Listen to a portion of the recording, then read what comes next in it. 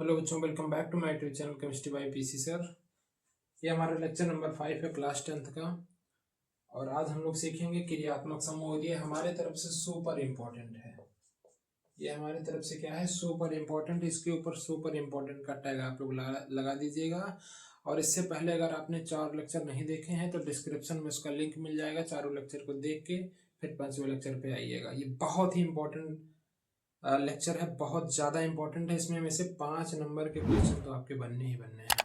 ठीक है, तो ये लेक्चर आप छोड़ नहीं सकते। लेक्चर आप सब ध्यान से देखिएगा और समझ लीजिए, इससे सवाल आना ही आना है। ये मेरी तरफ से सुपर इम्पोर्टेंट है। तो आज हम लोग सीखेंगे क्रियात्मक समूह क्या होता है, फंक्शनल ग्रुप किसे कहते हैं। ठीक है, फंक्शनल ग्रुप किसे कहते हैं, क्या होता है क्रियात्मक समूह। किसी भी कार्बनिक यौगिक में, कोई भी कार्बनिक यौगिक है तो ये जो फंक्शनल ग्रुप होता है वो उसकी प्रॉपर्टी को निर्धारित करता है। मतलब किसी भी कार्बनिक यौगिक में जो फंक्शनल ग्रुप होता है वही उसके केमिकल प्रॉपर्टी को यानी रासायनिक गुणधर्म को निर्धारित करता है, डिटरमाइन करता है कि हाँ आपकी प्रॉपर्टी ऐसी होगी, आपकी प्रॉपर्टी ऐसी होगी। ठीक है, तो क्रियात्मक समूह कुछ और है नहीं, ये एक समूह है, एक ग्रुप है जो किसी भी कार्बनिक यौगिक के केमिकल प्रॉपर्टी को निर्धारित करता है। क्या करता है, केमिकल प्रॉपर्टी को निर्धारित करता है ना। क्या लिखेंगे, किसी भी कार्बनिक यौगिक में किसी ऐसे लिखिए, ऐसा समूह जो किसी भी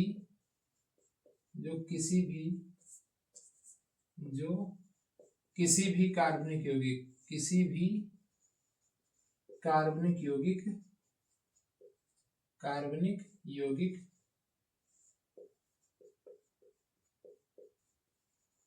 के रासायनिक गुण को निर्धारित करता है, रासायनिक गुण को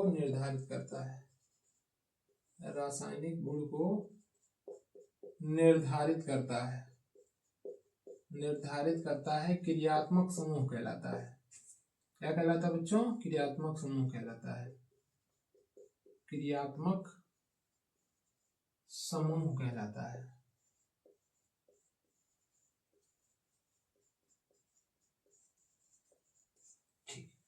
ऐसा समूह जो किसी भी कार्बनिक यौगिक के रासायनिक गुणधर्म को निर्धारित करता है क्या कहलाता है, क्रियात्मक समूह। क्या बोलते हैं इसको, क्रियात्मक समूह बोलते हैं। या परक्रियात्मक समूह भी कोई कभी कभी आपको मिल जाएगा, एनसीईआरटी में लिखा हुआ। ठीक है, कौन कौन से होते हैं क्रियात्मक समूह उसको देखिए। जैसे कुछ क्रियात्मक समूह है, उनके नाम आपको और उनका पहचान आपको याद रखना है। ठीक है, उनके नाम और पहचान आपको क्या करने हैं, याद रखने हैं। यहां मैं लिख रहा हूं क्रियात्मक समूह का नाम। ठीक है, यहां मैं लिख रहा हूं पहचान। कैसे पहचानेंगे। अगर सबसे पहले मान लीजिए आपको दे दिया गया कार्बोक्सिलिक एसिड, क्या दे दिया गया, कार्बोक्सिलिक एसिड, तो इसका पहचान क्या होगा, यहाँ बॉन्ड लगा होगा और यहाँ लिखा होगा COOH। यहाँ मैं संरचना भी बना देता हूँ ताकि आप कभी कभी संरचना ओपन करके दिया जाता है तो उसको भी आप पहचान ले जाएं। तो इसकी संरचना कुछ ऐसे बनी होगी, डबल बॉन्ड OH, इसके जैसा होगा। ठीक है, इसको क्या बोलेंगे, अगर ये कहीं आ गया COOH को बोलेंगे कार्बोक्सिलिक एसिड। क्या बोलेंगे बच्चों, कार्बोक्सिलिक एसिड बोलेंगे। अगर एल्कोहल आ गया तो क्या बोलेंगे, एल्कोहल, तो उसके लिए OH होता है। क्या होता है, कैसे दिखाते हैं, O बॉन्ड H, कैसे दिखाते हैं, O बॉन्ड H। OH आ गया तो उसको क्या बोलेंगे, एल्कोहल बोलेंगे। क्या बोलेंगे, एल्कोहल बोलेंगे। अगर कहीं एल्डिहाइड आ गया, एल्डिहाइड, तो क्या बोलेंगे, CHO, यानी इसको जब बनाएंगे तो C डबल बॉन्ड O और H बनाएंगे, ऐसे करके। संरचना भी आपको याद रखना है, ये आपके लिए सुपर इंपॉर्टेंट है। मैं फिर से बता रहा हूँ, ये आपके लिए सुपर इंपॉर्टेंट है ना। तो इसको आप लोग बहुत ध्यान से पढ़िएगा। फिर आपका आ जाता है कीटोन। क्या आता है, कीटोन, जिसको वो बनाते हैं CO और बॉन्ड यहाँ लगा होगा CO। ठीक है। इसकी जब संरचना बनेगी तो C डबल बॉन्ड O और ऐसे करके। देखिए ये सब पहचान आपको याद करना है, ये इंपॉर्टेंट है, ठीक है, बहुत इंपॉर्टेंट है। ये नहीं हो पाएगा तो आईपीसी नेम भूल जाइएगा, और 10 में नहीं आया तो 11 12 सब में भूल जाइएगा। एक बात बता रही है, बेसिक है, ये स्ट्रांग होना चाहिए आपका। फिर देखिए यहाँ पे आ जाता है एमीन, क्या आ जाता है एमीन, जिसके लिए NH2 लिखते हैं। क्या लिखते हैं? NH2। इसकी संरचना कुछ ऐसे होती है, इसकी संरचना कुछ ऐसे होती है, इसकी संरचना ऐसे हम बना देते हैं, ठीक है। मान लीजिए आपका दे दिया गया फिर एमाइड, एमाइड अगर आ गया तो क्या करेंगे, यहाँ बॉन्ड CONH2 होता है, बॉन्ड CO, इसकी संरचना भी ऐसे ही आपको दिखेगी, CONH2, ठीक है। अगर आपका हाइड्रोजन आ गया तब क्या होगा, हाइड्रोजन, हाइड्रोजन में क्या क्या आएगा, हाइड्रोजन में X लिखा होगा, X में आपका फ्लोरीन हो सकता है, फ्लोरीन हो सकता है, ब्रोमीन हो सकता है और आयोडीन हो सकता है। अब इसकी संरचना भी तो सेम है होगी, क्या होगा, फ्लोरीन, क्लोरीन, ब्रोमीन और आयोडीन, ठीक है। ये आपकी संरचना ऐसे कुछ दिखेगी। ये हाइड्रोजन आ गया। अगर कहीं आपका डबल बॉन्ड आ गया तो क्या करेंगे, जिसके लिए हम क्या लिखते हैं, एल्कीन, क्या लिखते हैं, एल्कीन, यानी ईन आ गया तब क्या करेंगे, ईन आ गया तो डबल बॉन्ड लगाएंगे, क्या लगाएंगे, कार्बन और कार्बन के बीच में डबल बॉन्ड लगाएंगे, है ना। ये ऐसे ही बनेगा, कार्बन कार्बन के बीच में डबल बॉन्ड बनेगा। आइन आ गया तो क्या करेंगे, कार्बन कार्बन के बीच में ट्रिपल बॉन्ड बनाएंगे, कार्बन और कार्बन के बीच में क्या करेंगे, ट्रिपल बॉन्ड बनाएंगे। एन आ गया तो क्या करेंगे, कार्बन और कार्बन के बीच में सिंगल बॉन्ड होगा, कार्बन और कार्बन के बीच में सिंगल बॉन्ड होगा। देखिए इतना समझने में कोई दिक्कत, कोई परेशानी बताइए, नहीं दिख रहा हो, आई थिंक आपको नहीं दिख रहा होगा आइन और एन का। मैं यहाँ इसको यहाँ से मिटा के यहाँ बना देता हूँ, ठीक है। उसी के नीचे रहेगा आइन का क्या हो जाएगा, ट्रिपल बॉन्ड, कार्बन कार्बन के बीच में ट्रिपल बॉन्ड, ऐसे ही कार्बन कार्बन के बीच में ट्रिपल बॉन्ड होगा। एन का क्या होगा, कार्बन कार्बन के बीच में सिंगल बॉन्ड होगा, ठीक है। इतना आपको याद हो सकता है कि नहीं हो सकता बताइए। कार्बोक्सिलिक एसिड के लिए COOH, अल्कोहल के लिए OH, एल्डिहाइड के लिए CHO, कीटोन को CO से दिखाते हैं, एमीन को NH2 से दिखाते हैं, एमाइड को NH2 से दिखाते हैं, हाइड्रोजन को X से दिखाते हैं, जिसमें फ्लोरीन क्लोरीन ब्रोमीन आयोडीन आ जाएगा, ईन को डबल बॉन्ड से, आइन को ट्रिपल बॉन्ड से और एन को सिंगल बॉन्ड से। अगर यहाँ ईथर आ गया तब क्या करेंगे, ईथर, जिसको दिखाते हैं ROR,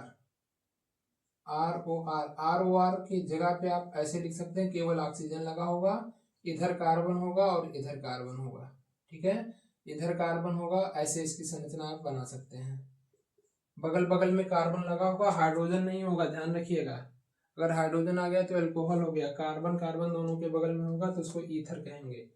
क्या कहेंगे बच्चों, ईथर कहेंगे, ठीक है। अगर एस्टर आ गया तो क्या करेंगे, अगला आता है एस्टर, एस्टर आ गया तो उसका संरचना होता है C डबल बॉन्ड OOCH3, ऐसे लिखा होगा, ठीक है। इसकी संरचना भी सेम ऐसे ही होगी, जैसे इसका पहचान है वैसे इसकी संरचना भी होगी, ठीक है। इतना आपको याद रखना है। अगर CN आ गया, एक दो और मैं बता देता हूँ, साइनाइड आ गया, साइनाइड अगर कहीं लिखा हुआ मिल गया तो उसको पहचानेंगे CN से, बॉन्ड CN से, यानी C ट्रिपल बॉन्ड N लिखा होगा, क्या लिखा होगा, C ट्रिपल बॉन्ड N लिखा होगा। बोलो इतना हो जाएगा आप लोगों को याद। अगर इतना याद हो जाएगा तो ये समझ जाइए कि आपके लिए बहुत इंपॉर्टेंट चीज है ये, हाई स्कूल क्या इंटर क्या सारे जगह आपके ये काम में आने वाला है। Carboxylic acid COH, alcohol OH, aldehyde CHO, ketone CO, amine NH2, amide CONH2, hydrogen के लिए X लिखा होगा, जिसमें फ्लोरीन क्लोरीन ब्रोमीन आयोडीन जो दिया जाएगा वो लिख कर लेंगे। इन के लिए डबल बॉन्ड आएगा कार्बन और कार्बन के बीच में, आइन के लिए ट्रिपल बॉन्ड आएगा कार्बन और कार्बन के बीच में, एन के लिए सिंगल सिंगल बॉन्ड होगा, एन के लिए क्या होगा, सिंगल सिंगल बॉन्ड होगा। ईथर के लिए इसको मैं आर लिख देता हूं ताकि आपको ज्यादा आसान लगे। आर ओ आर, आर मतलब अभी मैं जब होमोलॉगस सीरीज पढ़ाऊंगा सजातीय श्रेणी तो आप समझ जाएंगे। R O R, R O R, R मतलब कार्बन यानी CH3, ईथर अगर एस्टर आ गया तो CO ओ CH3, साइनाइड आ गया तो CN, साइनाइड आ गया तो CN। ठीक है, इतना तो आप लोग याद ही कर लीजिए, और होते हैं लेकिन इतना तो आप कम से कम याद रखिए। जब इतना आपको याद होगा तभी आपसे कुछ हो पाएगा क्लास 10 के लास्ट वाले चैप्टर में, अदरवाइज आपके बस की बात कुछ रहेगी नहीं, आप कुछ कर नहीं पाएंगे। ठीक है, तो मेक श्योर करिए कि आपको ये याद रहे, इसकी संरचना आपको याद रहे, इसका पहचान आपको आना चाहिए। मैं कुछ भी कहूँ कार्बोक्सिलिक एसिड, एल्कोहल, तो आपको याद रहे। ठीक है, बहुत इंपॉर्टेंट है ये, सुपर इंपॉर्टेंट है। तो याद हो जाएगा, अगर याद हो जाएगा तो कमेंट में करिए यस सर याद हो जाएगा, कमेंट जरूर करिए, तब मैं मानूंगा कि आपको याद हो जाएगा। ठीक है, चलिए, इतना अगर हो गया हो, क्रियात्मक समूह बहुत इंपॉर्टेंट है, सुपर इंपॉर्टेंट है, इसलिए इसके बारे में ये सारी बातें आप लोग स्क्रीनशॉट लेके बना के याद करके आइएगा, बताइएगा, कमेंट करिएगा, फिर हम लोग आगे पढ़ते हैं।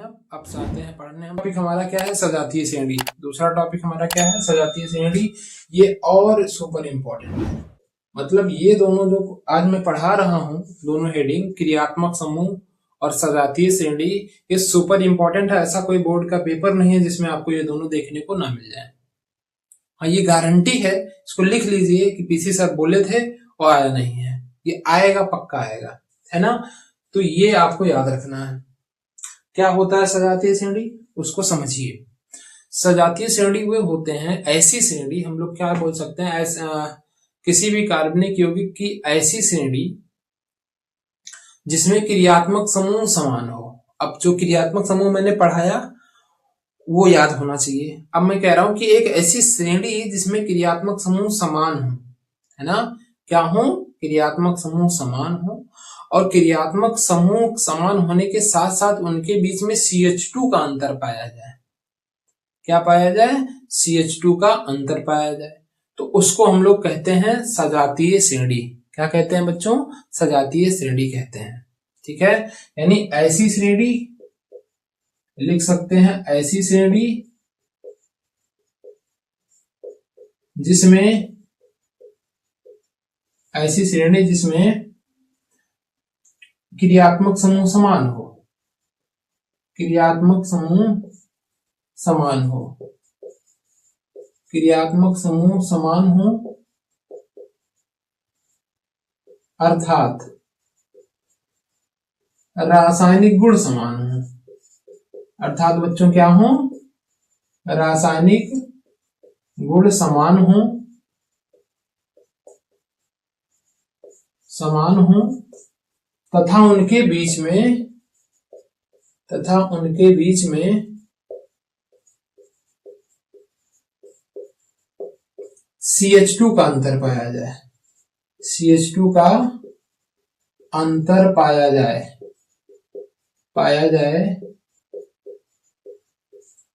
तो सजातीय श्रेणी कहलाते हैं, सजातीय श्रेणी कहलाते हैं, श्रेणी कहलाते हैं। बताइए, ऐसी श्रेणी जिसमें क्रियात्मक समूह समान हो अर्थात रासायनिक गुण समान हो तथा उनके बीच में CH2 का अंतर पाया जाए, उन्हें सजातीय श्रेणी कहते हैं। सजातीय माने एक ही जाति के, यानी जिसमें एक ही प्रकार का क्रियात्मक समूह लगा हो। अब जैसे एल्केन, फॉर एग्जांपल एल्केन। अब कोई कमेंट करके बताए जरा, एल्केन का सामान्य सूत्र क्या होता है, कमेंट करके बताइए। एल्केन का सामान्य सूत्र मैंने क्या लिखवा रखा है, ये आप बताएंगे, सारे बच्चे बताएंगे कमेंट करके कि एल्केन का क्रियात्मक सामान्य सूत्र क्या होता है। ठीक है, जैसे एल्केन है, अब एल्केन में आपको पता होना चाहिए कि इसमें एन है ना, क्या है, एन, और एन का मैंने क्या बताया, अभी कार्बन और कार्बन के बीच में डबल बॉन्ड चाहिए, तो एल्केन की एक श्रेणी बनेगी जिसमें पहला कार्बन होगा, तो पहले कार्बन को हम बोलेंगे C1 को क्या बोलेंगे, मेथ लिखेंगे। अब मेथ में अगर हमने क्रियात्मक समूह एन जोड़ दिया तो क्या हो जाएगा, मेथेन, क्या हो जाएगा, मेथेन। हो जाएगा ना, ऐसे एक कार्बन होगा तब, तो इसको हम लोग CH4 लिखते हैं। क्या लिखते हैं बच्चों? CH4। दूसरा हमारा हो जाएगा C2H6। अब ये मैं रटा हुआ हूं क्या? नहीं, इनके बीच में मैंने क्या बोला? CH2 का अंतर होना चाहिए। क्या होना चाहिए? CH2 का अंतर। माने एक कार्बन जब जुड़ेगा तो दो हाइड्रोजन भी जुड़ेगा, तो इसको बोलेंगे एथेन। एथ होगा, एथ में एन जोड़ देंगे। क्यों जोड़ देंगे? क्योंकि ये इसमें एन लगा हुआ है, तो एथेन हो जाएगा। इसमें क्रियात्मक समूह क्या है? एन है ना। एल्केन में क्रियात्मक समूह क्या है? एन है। ऐसे एल्कीन में क्रियात्मक समूह इन होता है। और आ जाइए, अगर तीसरा होगा तो C3H8 होगा ना, तो इसको क्या लिखेंगे? इसको प्रो, और उसमें एन जोड़ देंगे तो क्या हो जाएगा? प्रोपेन हो जाएगा। C3H10। अरे भाई मैं ऐसे कैसे लिखते जा रहा हूं? मैं एक कार्बन और दो हाइड्रोजन का अंतर लिख रहा हूं। यहाँ देखो लिखा गया है, अंतर होना चाहिए इनके इनके बीच में। C4 हो जाएगा, सॉरी C4H10 हो जाएगा, तो इसको ब्यूटेन लिखेंगे। और ये भी आपको याद होना चाहिए, है ना। C5H12 हो जाएगा, तो इसको क्या बोलेंगे? इसको बोलेंगे पेंटेन। इसको क्या बोलेंगे बच्चों? पेंटेन बोलेंगे। अगर C6H14 हो गया, तो इसको बोलेंगे हेक्सेन। क्या बोलेंगे? हेक्सेन, हेक्स एन, ठीक है, हेक्सेन। C7H16 हो गया तो हेप्टेन। क्या बोलेंगे बच्चों? हेप्टेन बोलेंगे। अगर C8H18 हो गया तो ऑक्टेन। क्या बोलेंगे बच्चों? ऑक्टेन बोलेंगे। अगर C9H20 हो गया तो नोनेन। क्या बोलेंगे? नोनेन। अगर C10H22 हो गया तो डेकेन। क्या बोलेंगे? डेकेन, ठीक है। ये आपको याद होना चाहिए। और इन सब के बीच में आप देखेंगे CH2 का अंतर होगा। सबके बीच में क्या होगा? CH2 का अंतर होगा, ठीक है। सबके बीच में क्या होगा? CH2 का अंतर होगा। आपको दिख नहीं रहा होगा 8 से हेप्टेन के बाद, सॉरी हेप्टेन के बाद, तो मैं यहां लिख देता हूं C8H18, है ना, ऑक्टेन। क्या हो जाएगा? ऑक्टेन, ठीक है। C9H20 नोनेन। ऐसे C10H22 क्या हो जाएगा? डेकेन हो जाएगा। क्या हो जाएगा बच्चों? डेकेन हो जाएगा। ये याद हो जाएगा क्या? एक कार्बन को मेथेन, दो कार्बन वाले को एथेन, तीन कार्बन वाले को प्रोपेन, चार कार्बन वाले को ब्यूटेन, पांच कार्बन वाले को पेंटेन, छह कार्बन वाले को हेक्सेन, सात कार्बन वाले को हेप्टेन, आठ कार्बन वाले को ऑक्टेन, नौ कार्बन वाले को नोनेन, 10 कार्बन वाले को डेकेन कहते हैं। क्या ये बात आपको याद हो जाएगी? कमेंट करिए यस सर। अगर याद हो जाएगी तो कमेंट करिए यस सर, नहीं याद होगी तो भी करिए यस सर, नहीं याद होगी, ठीक है। अगर याद हो जाती तो इसमें हमारा क्रियात्मक समूह क्या था? इसमें हमारा क्रियात्मक समूह एन था, है ना। अभी देखिए इसके बीच में CH2 पाया गया। अभी हम क्रियात्मक समूह इन ले लें।